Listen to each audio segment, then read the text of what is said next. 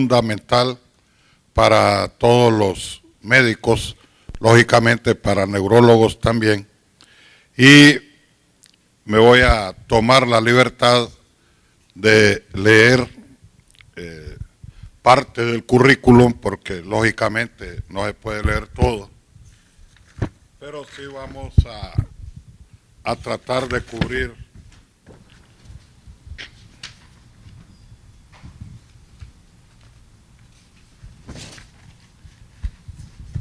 el siguiente ponente de la conferencia. Es médico graduado de la Universidad Evangélica de El Salvador, con residencia de radiología en el Hospital Militar y su especialización en la resonancia magnética en el siglo XXI en la Ciudad de México. Ahorita, o por el momento, es el encargado de la resonancia magnética del Hospital de Diagnóstico, radiólogo adscrito a la resonancia y tomografía del Hospital Nuestra Señora de la Paz de San Miguel y al Departamento de Resonancia Magnética del Hospital San Francisco de San Miguel. Estamos hablando del doctor Héctor Moreira, médico radiólogo, quien vamos a tener la oportunidad de que nos instruya acerca de los avances de la neuroimagen en neurología. Con ustedes, el doctor Héctor Moreira. Gracias, doctor, muy fino. Buenos días. ¿Sí se escucha bien? Ok, perfecto. Gracias por la invitación. Yo sé que ya a esta hora es bastante difícil. Voy a tratar de ser lo más conciso, lo más claro. Vamos a empezar una charla desde la radiografía de cráneo y vamos a terminar con inteligencia artificial, que es prácticamente lo que ahora está sucediendo. No sé si eso, las luces, gracias. La primera parte de la charla creo que ya en algún momento más de alguien la ha visto, y básicamente estos son los métodos que se utilizan para la neurología y para la neurociencia, desde la radiografía convencional, la ultrasonografía Doppler, principalmente en arterias carótidas, transcraneal, la medicina nuclear, en el caso de Alzheimer y en el caso de PET-CT, pero como decían en las dos conferencias anteriores, en la epilepsia, los que básicamente vamos a hablar es la tomografía y la resonancia magnética. Ahora, la radiografía convencional fue el método más utilizado. El año pasado dimos una conferencia bastante similar y puse la misma diapositiva. Se lo voy a explicar por qué. Porque tenemos que ser conscientes que ya en la época de la tomografía computarizada, la radiografía simple de cráneo va quedando en desuso, ya quedado en desuso desde hace muchísimo tiempo, salvo algunas excepciones, pero son muy raras excepciones. Luego nos vamos a centrar en la tomografía computarizada, que tiene básicamente el mismo principio de los rayos X, lo único que tiene múltiples detectores. En vez de ser solo un rayo que tira e incide sobre una placa, puede tirar 6, 16, 64, 128 rayos al mismo tiempo. Entonces,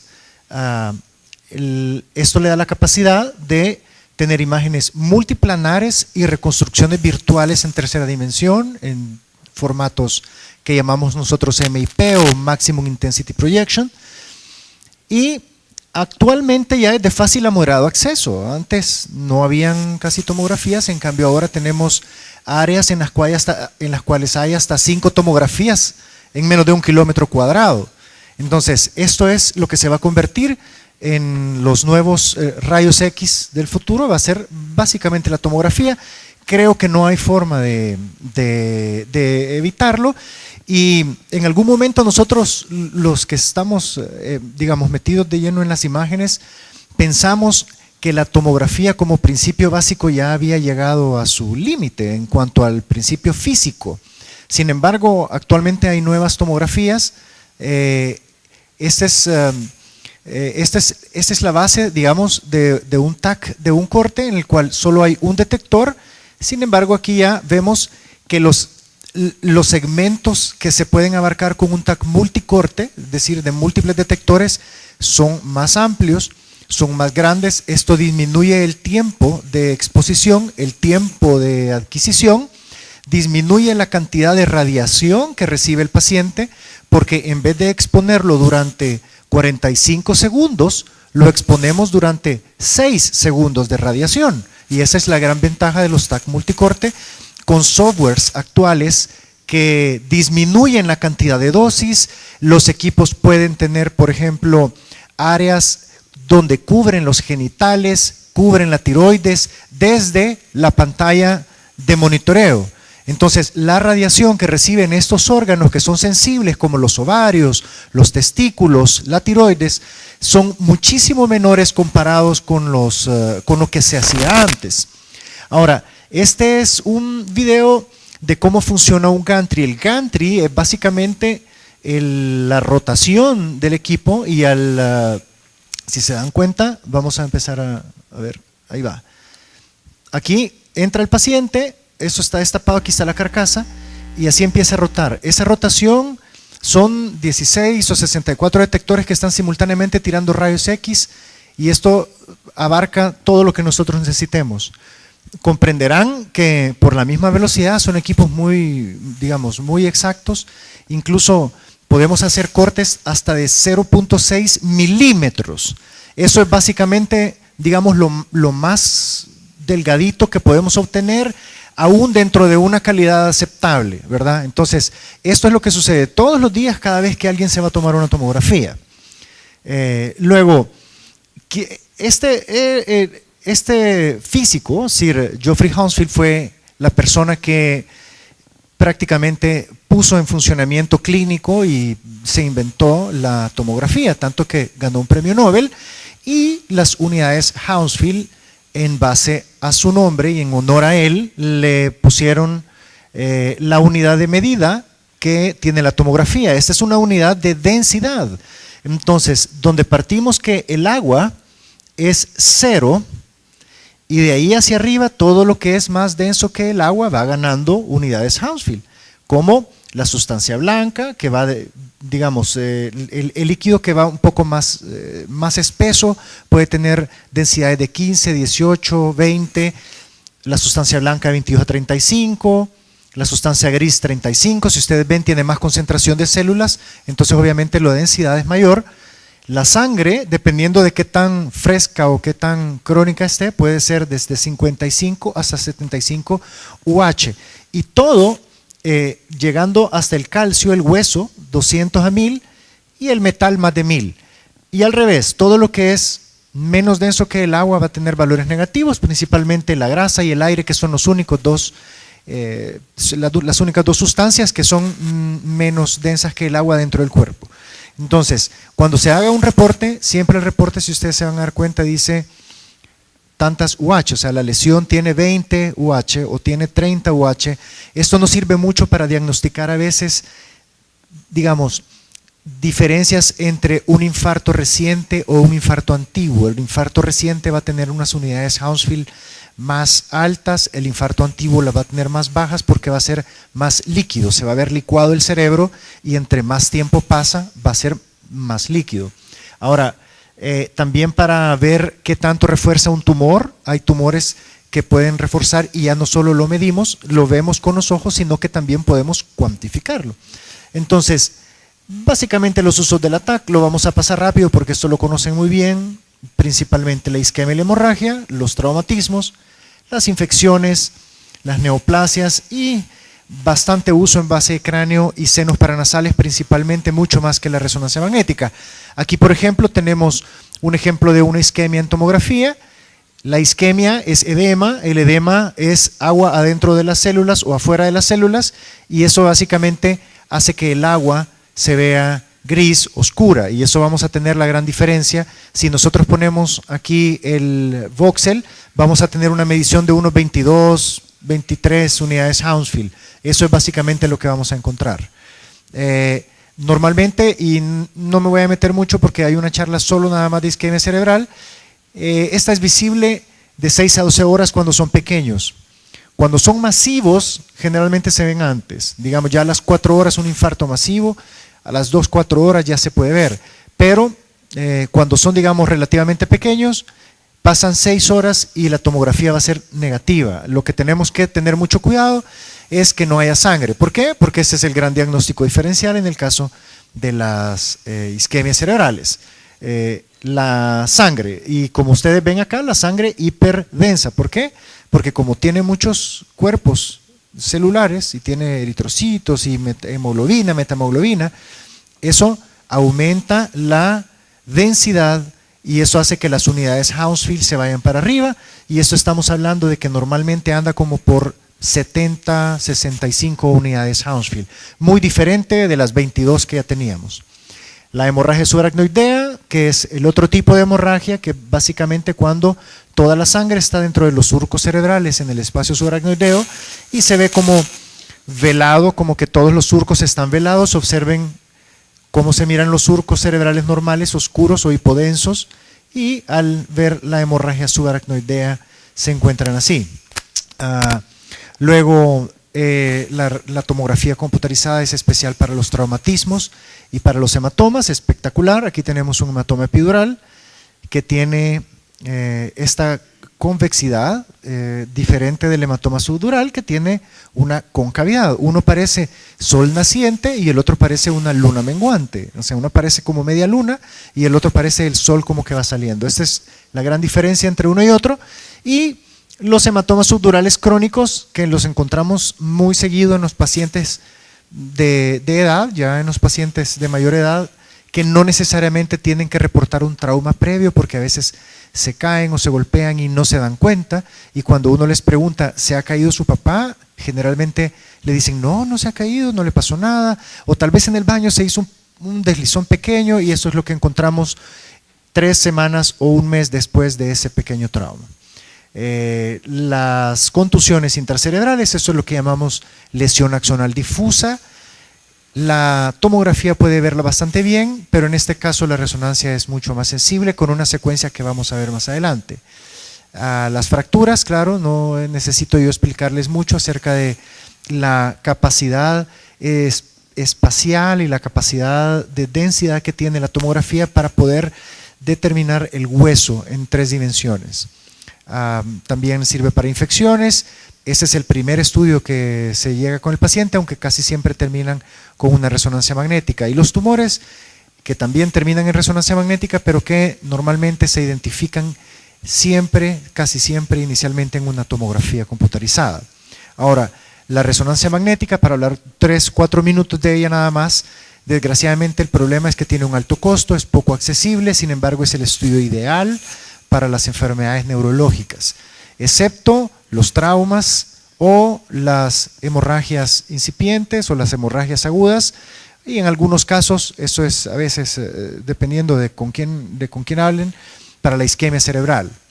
La resonancia magnética es un imán gigante, funciona como un tubo, esta es la que es el tubo, y se utiliza una antena o bobina que colocamos en la parte que queremos examinar.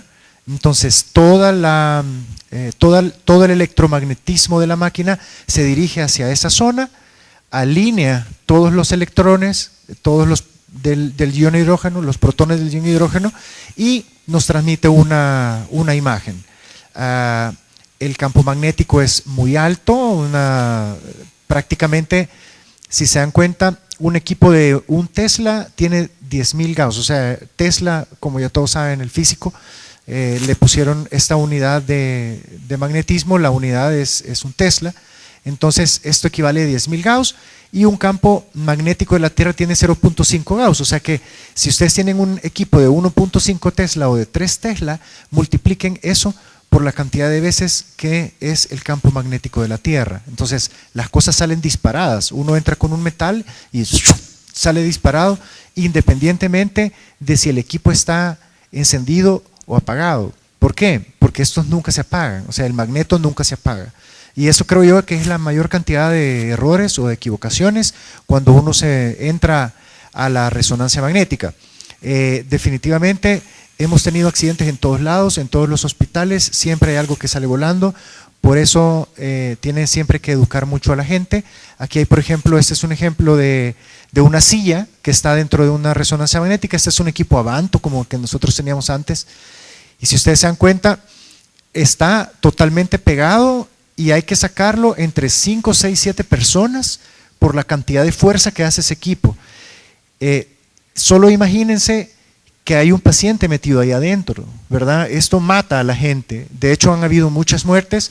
Hace 6 meses, si no me equivoco, hubo una muerte en la India que salió en el diario y fue muy popular, ¿verdad? Porque demandaron obviamente al Estado y demandaron también a la compañía que fabricó la máquina. Luego, ¿para qué sirve? Neoplasias, eventos vasculares, enfermedades de la sustancia blanca, síndromes convulsivos, como todo lo que estuvimos viendo en las 2 conferencias previas. Las neoplasias, pues obviamente el estudio de elección, sin duda, es la resonancia magnética.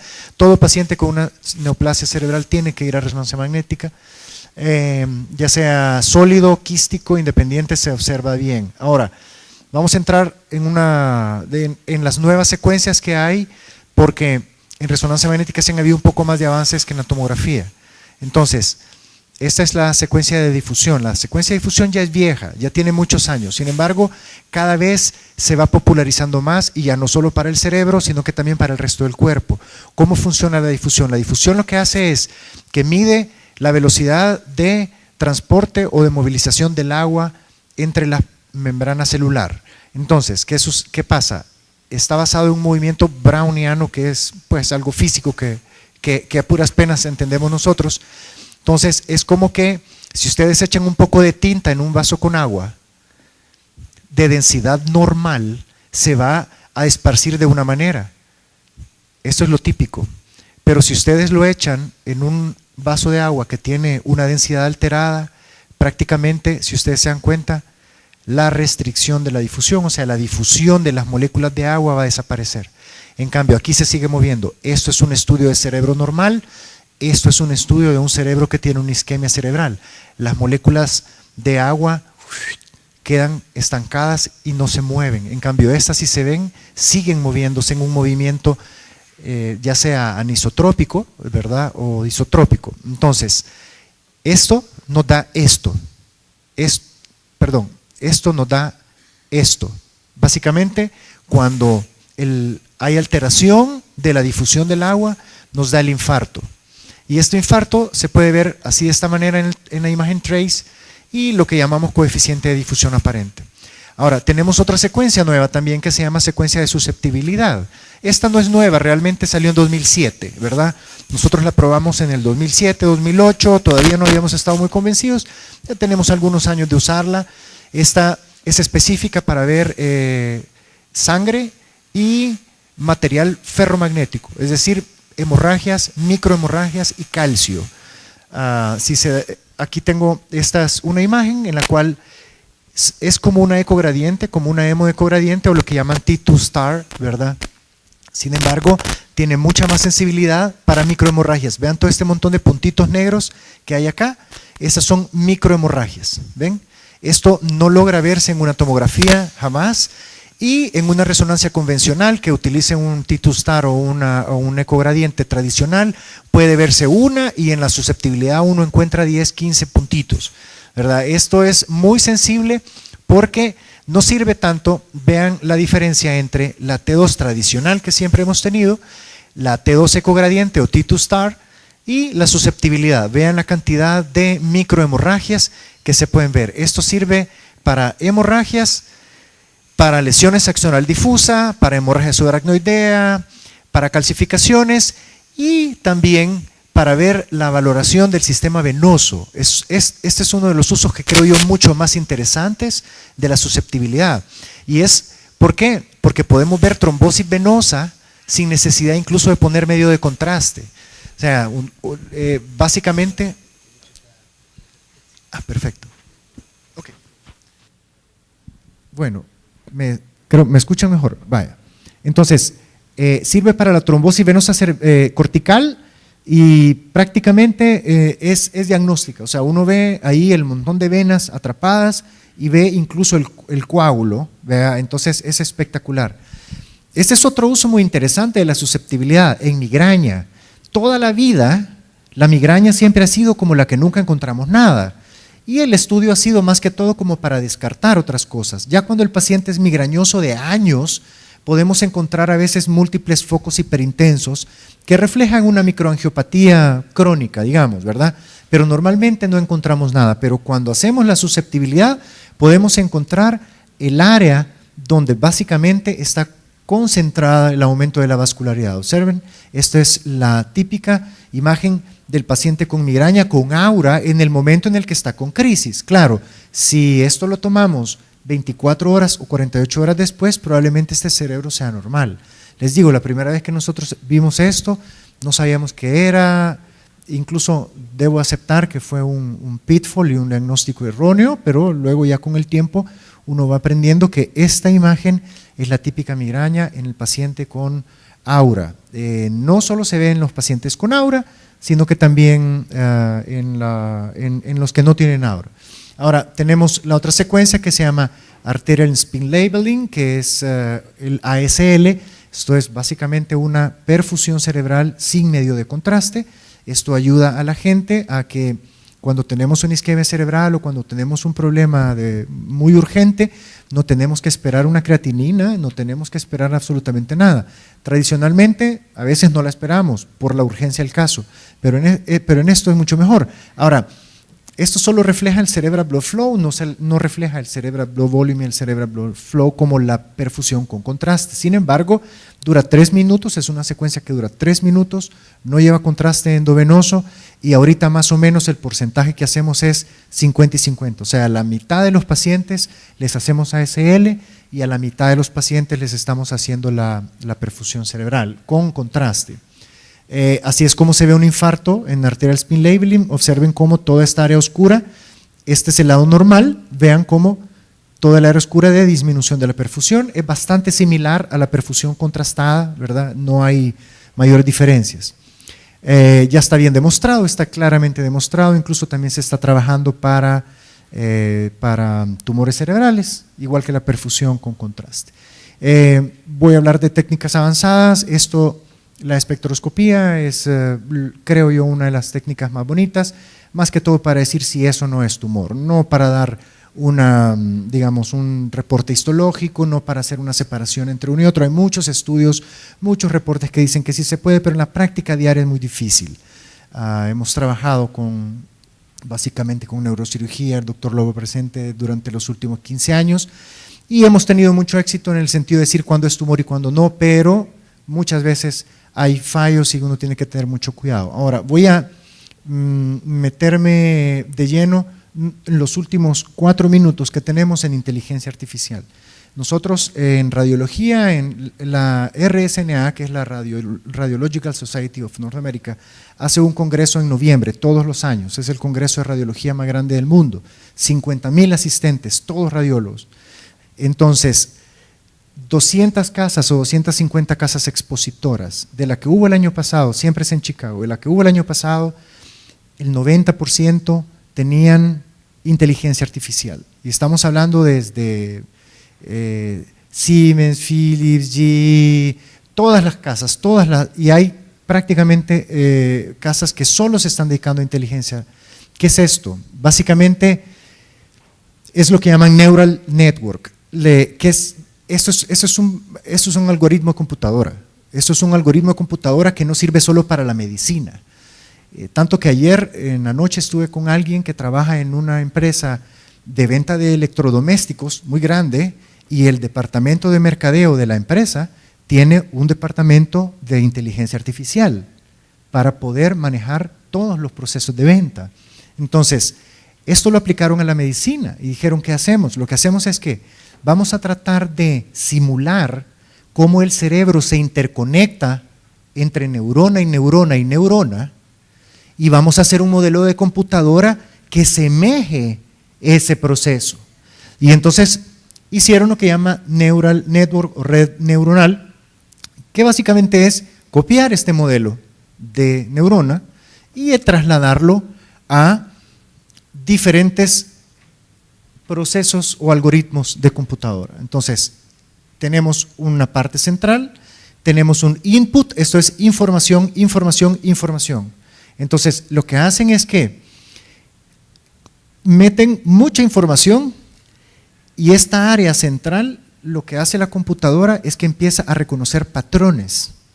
Entonces, al reconocer patrones, por ejemplo, cada uno de estos, digamos, neuronas artificiales, que es la palabra correcta, ¿no? Reconoce una esquinita de una imagen. Y entonces, al obtener toda la información de las imágenes, estas se van sumando, hasta que al final sacan una respuesta y dicen, ah, esto parece tal cosa. Entonces, ¿cómo funciona? Es como que nosotros queremos tener, por ejemplo, este gato y queremos saber si es un gato o no es un gato. Es algo, pues, para nosotros muy sencillo de saber. Pero entonces lo que es manda la información que tiene una forma de cola, una pata, 2 patas, 3 patas, y cada una de estas tiene una única función, es reconocer, ¿tiene pata o no tiene pata? ¿Tiene pata o no tiene pata? ¿Tiene 4, tiene 3, tiene 8?